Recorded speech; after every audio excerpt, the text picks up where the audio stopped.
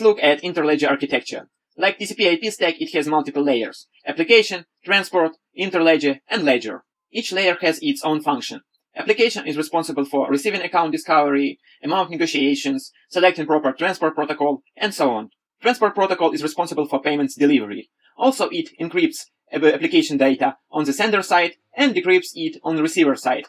Transport layer splits application data into multiple packets, and interledger layer is responsible for forwarding and routing these packets from sender to receiver through multiple or one interledger connector.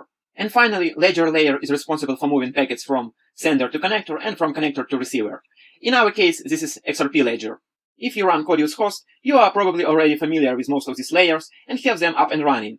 But in order to accept payments in application, we need to implement Simple Payment Setup Protocol.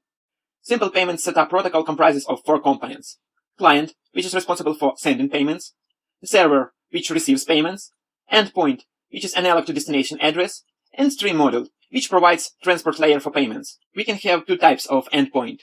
The first one is payment pointer, which starts with $, or smart contracts URL, like in this example. In this video, I'll make a demo how to send payment directly to payment pointer. Also, I'll show you how to send payment to smart contract, and this smart contract will redirect payment to predefined payment pointer. For this demo, I'll use 2 of my Codius hosts, Codius 2 and Codius 3.